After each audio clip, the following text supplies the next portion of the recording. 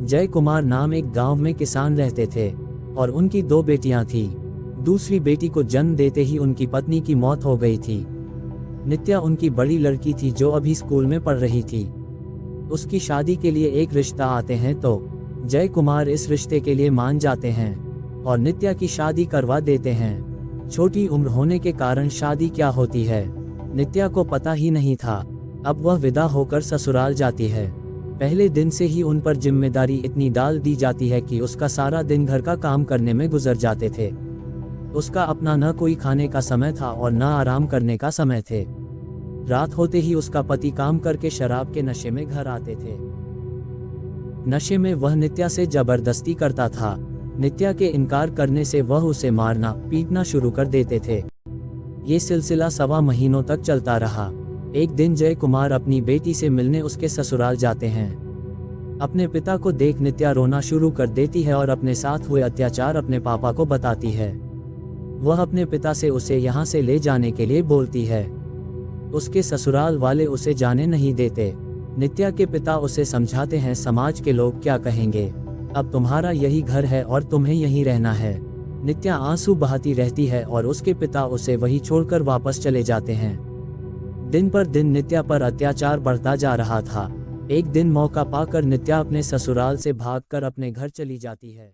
उसके पिता उसे अचानक देख चौंक जाते हैं और सवाल करना शुरू कर देते हैं। अचानक नित्या बेहोश होकर गिर जाती है। उसके पिता डॉक्टर को लेकर आते हैं तो पता चलता है कि वो मां बनने वाली है। नित्या के होश में आते ही उसके पिता उसे यह खुशखबरी सुनाते हैं और उसे समझा बुझाकर वापस उसे ससुराल छोड़ने ले जाते हैं। नित्या को आते देख उसका पति गुस्से में उसके पास जाकर उसे मारना शुरू कर देता है।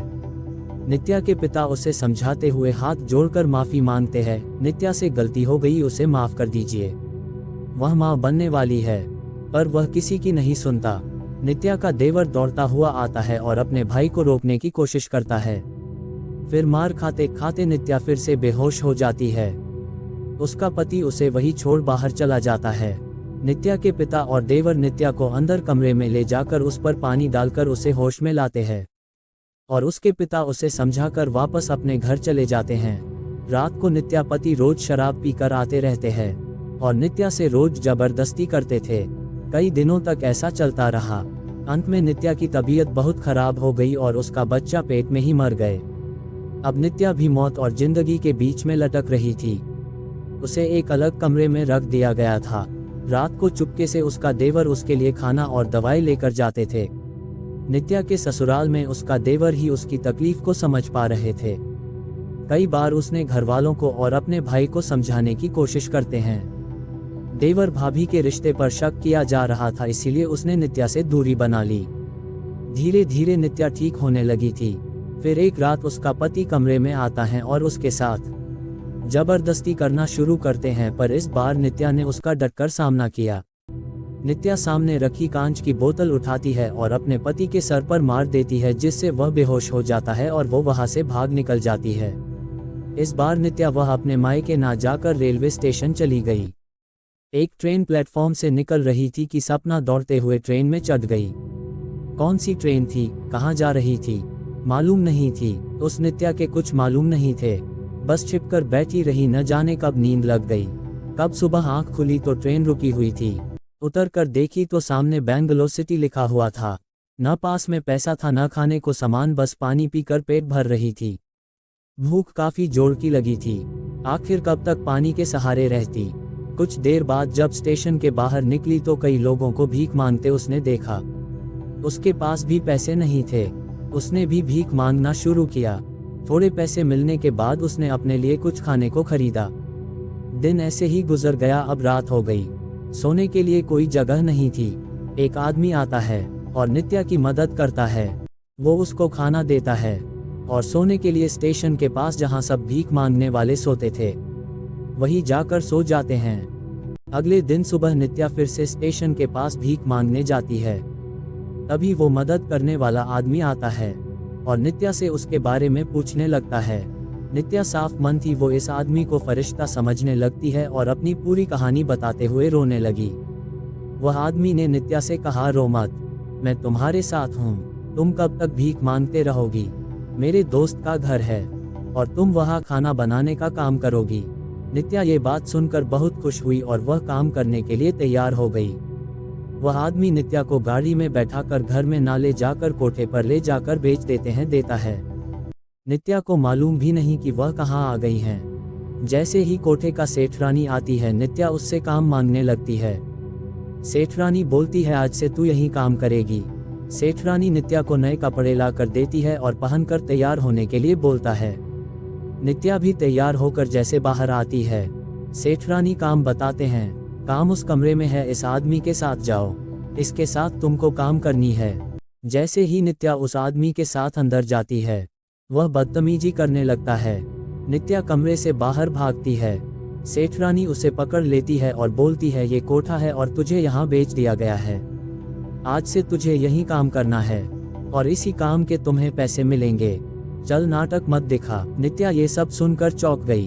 वो आदमी नित्या को जबरदस्ती कमरे में ले गया और उसके साथ वही किया जो उसका पति रोज शराब के नशे में करता था। नित्या फिर एक बार ऐसे दलदल में फंस गई थी जहां से उसका निकलना बहुत मुश्किल था। उसने कई बार भागने की कोशिश की पर असफल रही। नित्या जैसी कई लड़कियां थी जो उस कोठे पर अपना जिस्म बेचने का काम करती थी।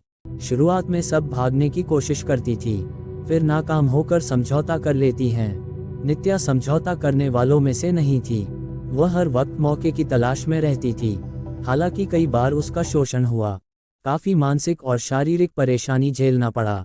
लगभग 4 महीना गुजर गया। अब नित्या को लगने लगा था अब उसे भी समझौता करके यहीं रहना पड़ेगा। एक रात 3 आदमी कोठे पर आते हैं, जिसमें से एक को नित्या के साथ कमरे में भेजा गया। पर हैरानी की बात नित्या के लिए ये थी, उस आदमी ने नित्या को छुआ भी नहीं, बस बातें ही करता रहा। नित्या ने उससे कहा भी, क्या आप मुझसे बातें करने आए हो?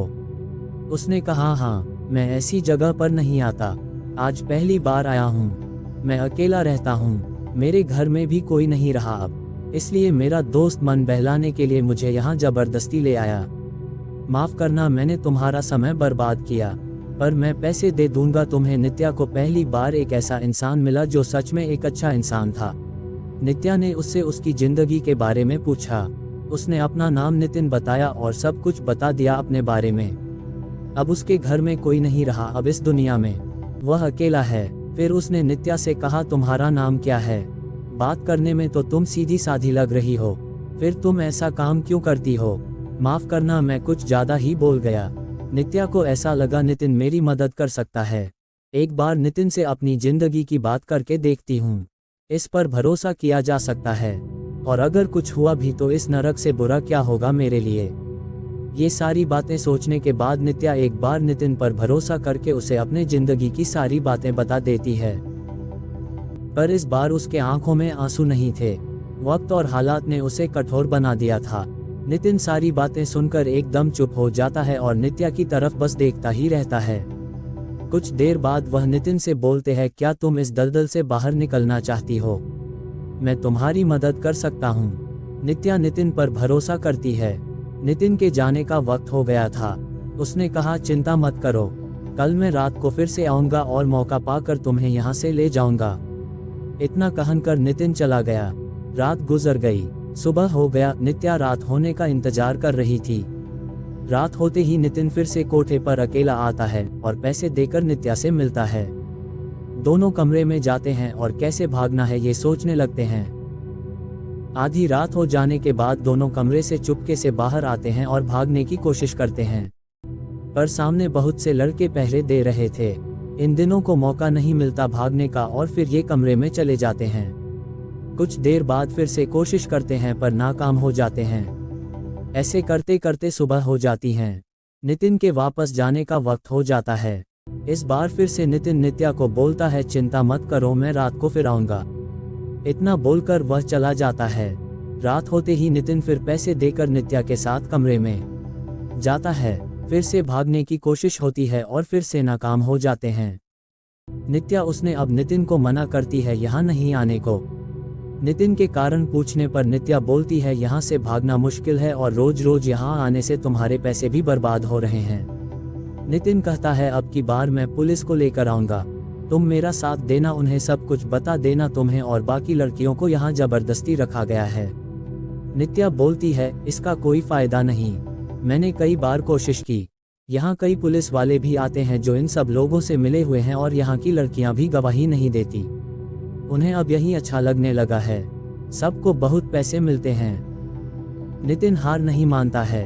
अगले दिन वह फिर नित्या से मिलने आता है। इस बार वो अपने साथ बेहोशी की दवा लाता है। आधी रात होते ही नितिन नित्या के साथ मिलकर मौका पाते ही सबको बेहोश करके नित्या को लेकर भाग जाता है। नित्या अब इस नरक से आज़ाद हो जाती है।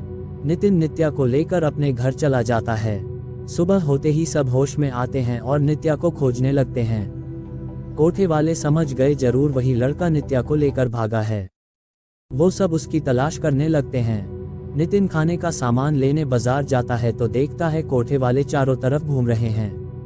वो समझ जाता है अब इस शहर में रहना खतरे से खाली नहीं है। उसी दिन वो ऑफिस जाकर ट्रांसफर की अर्जी डालता है और कुछ दिनों तक नित्या और नितिन घर में ही छिपे रहते हैं।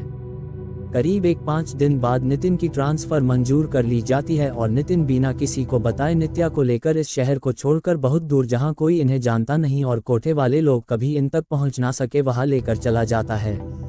नित्या को सब कुछ एक सपने जैसा ही लग रहा था। दोनों साथ में ही रहते थे। नित्या को नितिन से प्यार हो गया, पर वो खुद को नितिन के काबिल नहीं समझती थी, इसलिए कभी बोल नहीं सकी। नितिन को भी नित्या अच्छी लगती थी, वो नितिन का काफी ख्याल रखती थी। नितिन नित्या को एक जीवन साथी के रूप में देखने लगा। मौका पाकर नितिन ने अपने दिल की बात बोल दी, पर नित्या ने न चाहते हुए भी माना कर दिया। वो खुद को नितिन के काबिल नहीं समझती थी। नित्या ने नितिन से कहा, आपका मेरे ऊपर बहुत एहसास है, जो मैं कभी चाहकर भी चुका नहीं सकती। आपसे शादी करके मैं आपकी जिंदगी खराब नहीं करना चाहती हूँ। आप मुझे कोई काम दिला दो, मैं यहाँ से चली जाऊंगी। आप बहुत अच्छे हो, एक अच्छी लड़की देखकर आप अपना घर बसा लेना। ये सुनकर नितिन का मन बहुत उदास हुआ। वो फिर नित्या से शादी की बात नहीं करता चाहते थे। शायद नित्या को लगे मैं वो शादी करके मेरे पर एहसान कर रहा है। समय गुजरता गया। एक दिन नितिन की तबीयत बहुत खराब हो गई। नित्या ने उसका बहुत ख्याल बहुत अच्छा से रखा। धीरे धीरे नितिन ठीक हो गया। नितिन भी जानता था नित्या उससे प्यार करती है। एक दिन नितिन नित्या से कहता है, तुमसे अच्छा और कोई नहीं मेरा ख्याल रख सकता है और तुम भी मुझसे प्यार करती हो। मैं सब जानता हूँ, आखिर कब तक एक दूसरे से प्यार करते हुए भी हम अलग अलग रहेंगे। एक बार फिर नितिन अपने दिल की बात नित्या से कहता है। इस बार नित्या भी अपने मन की बात नितिन को बता देती है कि मैं तुम्हारे बिना नहीं रह सकती हूँ। इस तरह नित्या को फिर एक नई जिंदगी मिलती है नितिन के साथ। दोनों शादी कर लेते हैं। नित्या अब अपने अतीत को भूलकर नितिन के साथ एक नई जिंदगी खुशी के साथ शुरू करती है। सो दोस्तों, ये थी हमारी आज की कहानी। इस कहानी के बारे में आपका क्या कहना है हमें कमेंट करके अवश्य बताएं और इसी तरह कहानी रोज सुनने के लिए वीडियो को लाइक कर दीजिए और चैनल को जोर सब्सक्राइब करके उस घंटी का भी ऑल सेट कर दीजिए ताकि हर आने वाले पिसलाइक्स वीडियो का नोटिफिकेशन सबसे पहले आपको मिल जाएगा। धन्यवाद दोस्तों, फिर मिलेंगे अगले वीडियो में।